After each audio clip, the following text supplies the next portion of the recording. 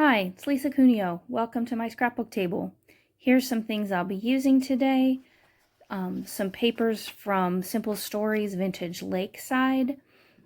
Some old scraps. Here's a sketch from Lisa Sikorsky that I'm using for day 3 of Christy's Beautiful Life 30 Days of Sketches. There's the stencil I used.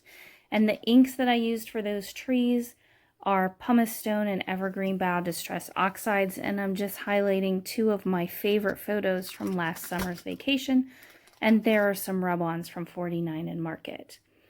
I decided to mat these 2 photos. They're 5x7 trimmed down just a tiny bit, but I mat them in white just to give them a little border and help them stand out from the page a little bit. I bring over my Tim Holtz trimmer. I've only been using it for a couple of layouts now. I bought it before I started organizing my scrapbook room, and I made myself wait until I was done with the work to enjoy this.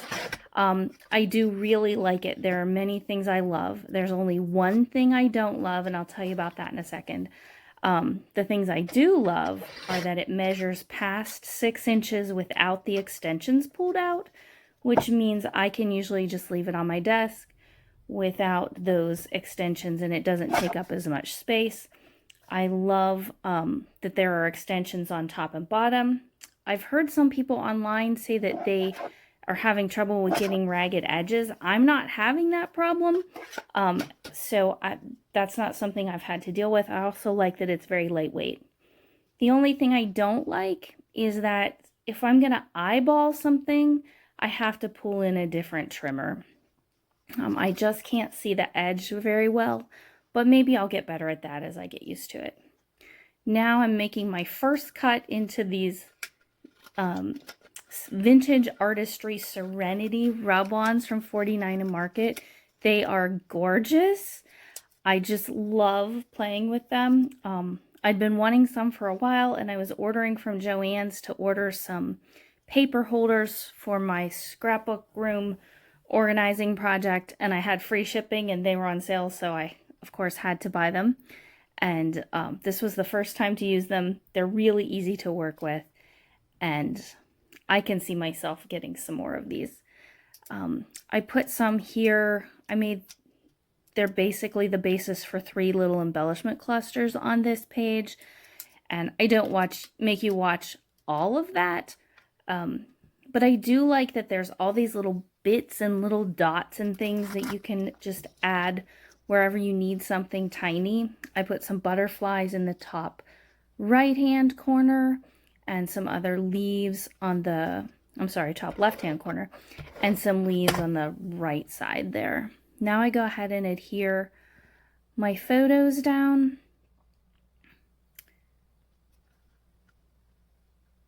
And I did use some scrap cardstock to bump that top photo up a little bit. Here you can see me starting that.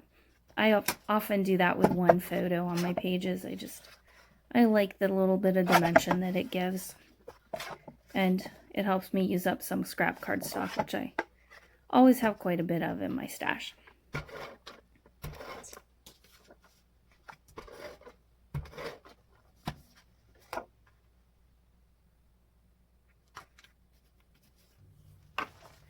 And there, they're finally down. And I pull out my paper holder with a bunch of material that I'm using on the scrapbook pages from this trip out west last summer. And I pull out the stickers from Lakeside, and I trim out a few that I think I might use. And I did end up using a few of them. There's a little ephemera pack there, but that just didn't seem to fit this page. Here's a notebook that I took with us. I usually travel with a notebook on vacation to take notes. I love to take notes. I like to write. It helps me process things. It helps me remember them better. And I took tons of notes on this 2-week trip out west. And I've used it extensively to help me with getting my photos in order and journaling and knowing when we did what. If you travel a lot and like to scrapbook it, I highly recommend just keeping a little notebook. Now is where things kind of went awry, and ultimately I wish I'd made a different decision here. I toyed back and forth with the dark blue title that says Memories and the greenish one that says Adventure. And then I go back to the sticker book and I find a piece of chipboard that somehow got stuck in that sticker book, and I do decide to use that. I like that it has the white, since it repeats the white that is on my photo mats.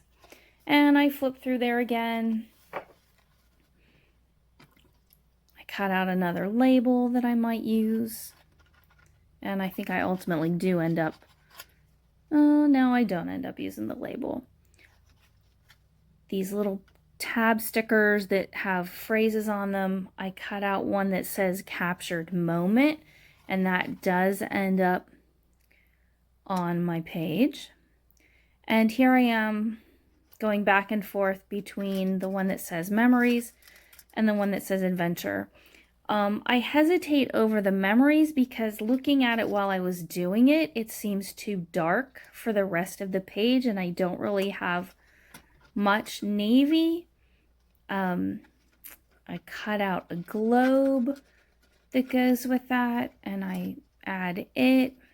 And I wish that I had just done that, because looking at the video now, I think I like that better than what I actually ended up doing. But ultimately I decided that it was too dark, and I ended up with the title Adventure. It's hard to see on screen. In real life, it's easy to read the title. It stands out enough from the paper. It just doesn't show up well in the video. And I use part of that little globe. It's one of my favorite pieces. It says, "Not all those who wander are lost," which I believe is a quote from Tolkien. Then, of course, here's my little box of enamel dots, and I search through there and pull some out. I believe I eventually end up using a few from Simple Stories and others from a sleeve that's from Fancy Pants. I use some darker ones and some lighter ones. And people, I can fuss over where to put enamel dots for a really long time. I cut out so much video of me just deciding what enamel dots to use and where to put them. I take a break here because I realized I had not glued down this piece of chipboard. It says right here. Takes me a minute to decide where I'm going to put that. There we go.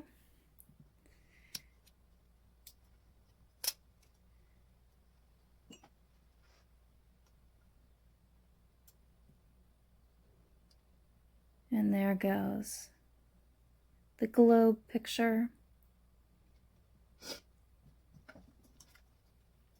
I finally stick down my title.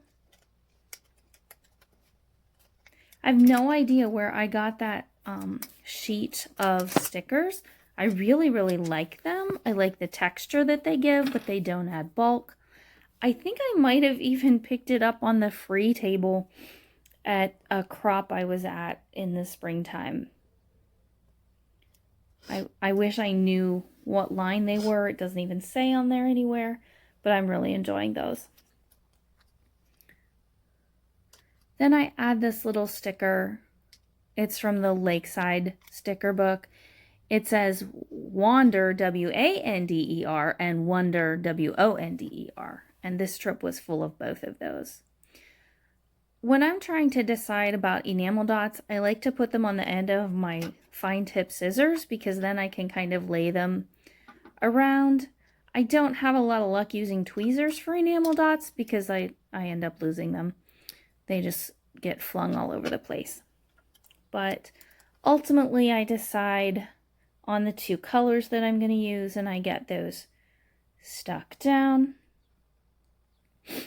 But it does take quite a while for me to make up my mind about those.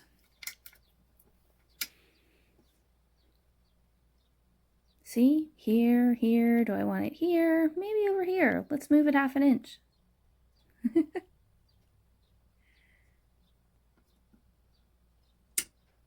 Maybe I'm not the only one who does that.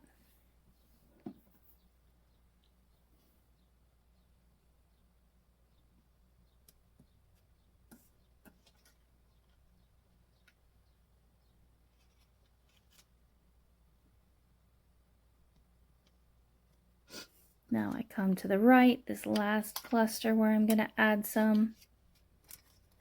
And those are done. Clean up my space a little bit. I think better when I don't have a lot of pieces lying around me. I pull out my bin of travel bits and pieces that are left over from other projects or kits, and because I feel like the page needs something else, ultimately I go through the whole thing, which admittedly has a lot in it, but I don't choose anything. I want to use my date stamp, so I get some early espresso ink out from Stampin' Up, and I stamp it a couple times and it's not working. I have a love-hate relationship with this date stamp. I often end up unhappy with it, and in fact, at the end of this video, I threw it away because I'm just going to get another one. I never did get a good stamp. I even got some foam out to put beneath my paper and tried to stamp, and it won't stamp the center. So I give up. I put my ink away, and I just pull out a brown marker, and I write on the left there. I just put the date, which was July 25th, 2022, and the location, which is Jenny Lake in Grand Teton National Park in Wyoming. I don't do any other journaling on this page because the companion page, which you'll see in a couple of days, has some extensive journaling on there, so this page didn't need it. I'm very happy with how this turned out. Thanks for watching. Bye.